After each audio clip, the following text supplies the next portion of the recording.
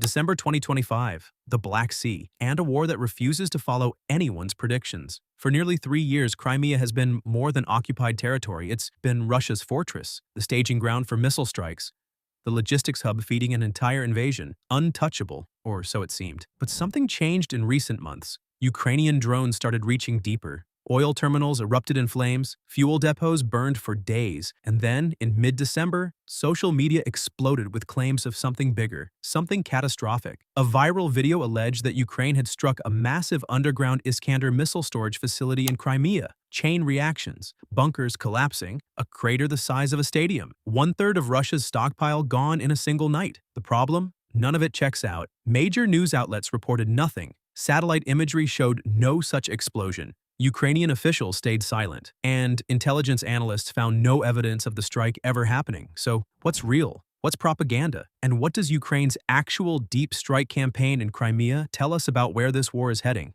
This is the story behind the smoke. Let's start with what didn't happen. On or around December 13th, 2025, a YouTube video began circulating across military forums and social media. The narrator described a Ukrainian strike on a strategic Iskander missile storage complex in Crimea, underground bunkers, secondary explosions cascading through tunnels, massive craters visible from space. The details were cinematic, almost too cinematic. Here's the problem. When you cross-reference this claim against verified sources, it falls apart. Reuters didn't report it. Neither did Al Jazeera, the BBC, or the Institute for the Study of War. Ukrainian military channels, which usually announce successful strikes within hours, said nothing. The general staff released no statement. No satellite imagery from commercial providers like Maxar or Planet Labs showed damage matching the description. And here's the critical detail. If Ukraine had actually destroyed one-third of Russia's Iskander stockpile in a single strike, it would be global news. Defense analysts would be scrambling to verify. NATO would be issuing statements. Russia would be issuing furious denials or threatening retaliation. None of that happened. So what we're looking at is likely fictional content, propaganda, or speculative military entertainment masquerading as news. It's not the first time viral military claims have outpaced verification.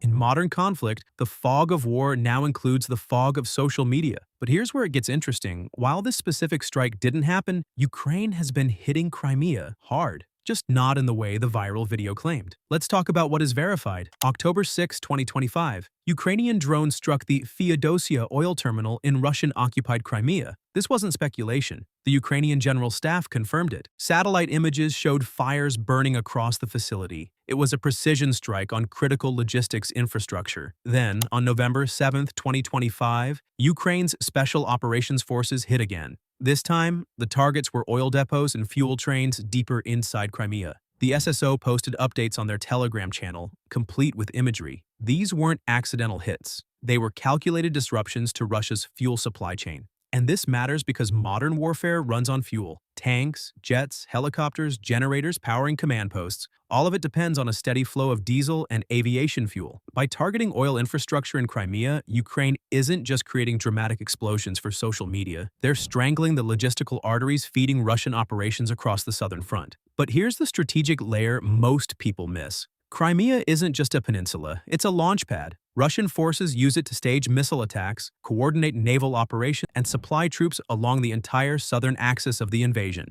Every fuel depot Ukraine destroys forces Russia to reroute supplies. Every oil terminal on fire creates bottlenecks, and every successful drone strike demonstrates something even more unsettling for Moscow. Ukraine can reach anywhere in Crimea. That psychological impact is hard to quantify, but it's real. Russian forces stationed in Crimea now know that no facility is safe, no storage depot is beyond range, the fortress has cracks. Now let's talk about the weapon system at the center of the viral claim. The Iskander. The 9K720 Iskander-M is one of Russia's most capable short-range ballistic missile systems. It's fast, it's mobile, and it's designed to evade most air defenses. The missile travels at hypersonic speeds in its terminal phase, making interception extremely difficult, even with advanced systems like Patriot or SAMP-T. Russia has two main variants in active use. The Iskander-M fires ballistic missiles with a range of around 500 kilometers. The Iskander-K launches cruise missiles that fly low and slow, hugging terrain to avoid radar detection.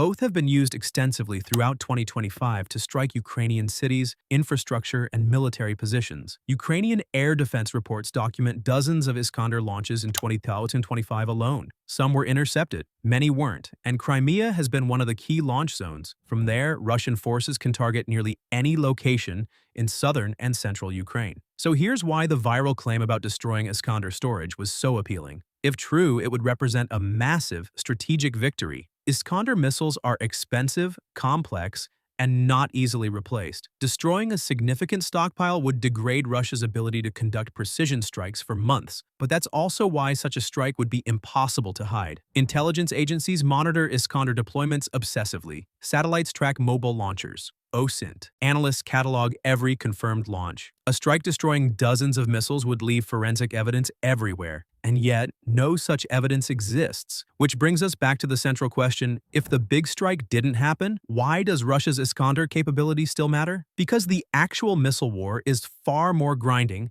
and less cinematic than viral videos suggest. Throughout 2025, Russia has maintained a relentless campaign of missile and drone strikes against Ukraine. On December 6 alone, Ukrainian air defenses reported downing a large number of Russian drones and missiles. These weren't isolated incidents. They're part of a sustained strategy to degrade Ukrainian infrastructure, exhaust air defense stockpiles, and terrorize civilian populations. Iskander missiles are just one component of this campaign. Russia also uses older Soviet-era systems, Iranian-made Shahed drones, and long-range cruise missiles launched from strategic bombers. The goal isn't always precision. Sometimes it's simply volume. Overwhelm the defenses, force Ukraine to expend expensive interceptor missiles on cheaper drones, create gaps in coverage that allow the high-value missiles through. And here's what makes this so strategically complex. Every Iskander missile Russia fires from Crimea is one less missile in storage. Every launcher Ukraine's drones can target is a launcher that can't fire. So even without the dramatic underground explosion from the viral claim, Ukraine's deep strike campaign is having an effect. Consider the oil depot strikes again. Those facilities weren't just storing fuel for trucks. They were supplying the logistics infrastructure that supports mobile Iskander launchers. Without fuel, launchers can't relocate after firing. Without functioning supply lines, missile units become predictable and vulnerable. It's a slower, more methodical degradation than a Hollywood explosion. But in modern conflict, logistics often matter more than firepower. Let's zoom out for a moment and talk about what Ukraine's strikes in Crimea represent in the broader context of 21st century warfare. Ukraine doesn't have the stealth bombers or cruise missile stockpiles that NATO militaries take for granted. What it does have is a growing fleet of domestically produced long-range drones. These aren't the small quadcopters dropping grenades on trenches. These are fixed-wing UAVs capable of flying hundreds of kilometers, carrying significant explosive payloads, and striking with reasonable precision. And they're changing the calculus of modern conflict. Traditional air defenses are designed to stop fast-moving jets or ballistic missiles. Drones are slower, smaller, and harder to track on radar. They can loiter for hours, waiting for the right moment to strike. They're cheap enough to produce in large numbers, which means losing a few to air defenses doesn't end the campaign. For Ukraine, this capability has turned Crimea from an untouchable Russian stronghold into contested territory. Every successful drone strike demonstrates that Russia cannot guarantee the security of its logistics network. And every oil depot that burns is a message. Occupation has costs, but there's a darker side to this evolution. As drones become more capable and more accessible, the barriers to conducting deep strikes are lowering. What Ukraine is pioneering today could be replicated by non-state actors, smaller nations, or proxy forces in future conflicts. The genie doesn't go back in the bottle, so why did the viral Iskander strike claim spread so quickly? Because in modern conflict, information moves faster than verification. A compelling narrative, especially one that shows a side winning decisively, gets shared before anyone checks the sources. Social media algorithms reward engagement, not accuracy, and in a war where morale matters as much as ammunition, both sides have incentives to exaggerate victories and downplay losses. Russia does it, Ukraine does it, and third-party content creators hungry for views do it most of all. The problem is that viral misinformation doesn't just mislead audiences, it distorts strategic perception. If people believe Ukraine destroyed a third of Russia's Iskander stockpile, they might underestimate Russia's remaining missile threat. If analysts start making decisions based on fictional strikes, real vulnerabilities get overlooked. This is why verification matters, not because it's pedantic or boring, but because accurate intelligence saves lives. Knowing what actually happened in Crimea, what infrastructure Ukraine successfully targeted, and what capabilities Russia still possesses allows for better strategic planning. And here's the uncomfortable truth. The real war is less dramatic than the viral version. It's about fuel depots, not Hollywood explosions. It's about logistics chains, not stadium-sized craters. But understanding the real war is how you understand what happens next. So where does this leave us? Crimea remains contested territory in ways that seemed impossible 2 years ago. Ukraine has demonstrated the capability to strike deep into occupied areas, targeting infrastructure that directly supports Russian military operations. This doesn't mean Ukraine is winning decisively. It means the conflict is evolving in unexpected directions. For Russia, the vulnerability of Crimean logistics is a growing problem. Every successful Ukrainian strike forces adjustments. Fuel depots get dispersed, supply routes get rerouted, air defenses get repositioned.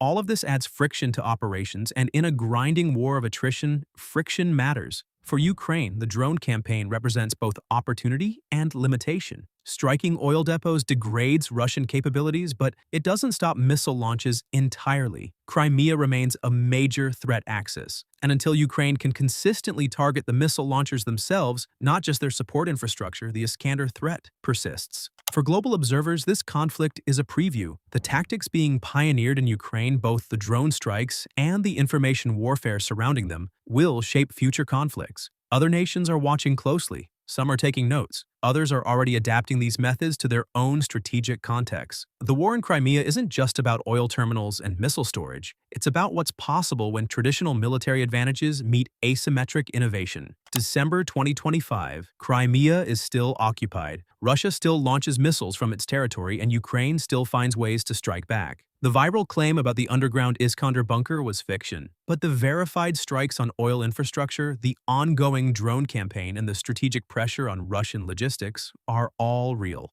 The war isn't being decided by single catastrophic blows. It's being shaped by incremental degradation, tactical adaptation, and the willingness to innovate under impossible constraints. As satellite imagery continues to monitor the peninsula, as drones continue to fly deeper into occupied territory, and as both sides adjust to the realities of 21st century conflict, one thing becomes clear: the fortress isn't as untouchable as it seemed. And what happens next depends not on viral videos or dramatic claims, but on the slow, grinding realities of fuel, logistics, and the calculated risks both sides are willing to take. The story isn't over, the smoke is still rising, and the world is still watching.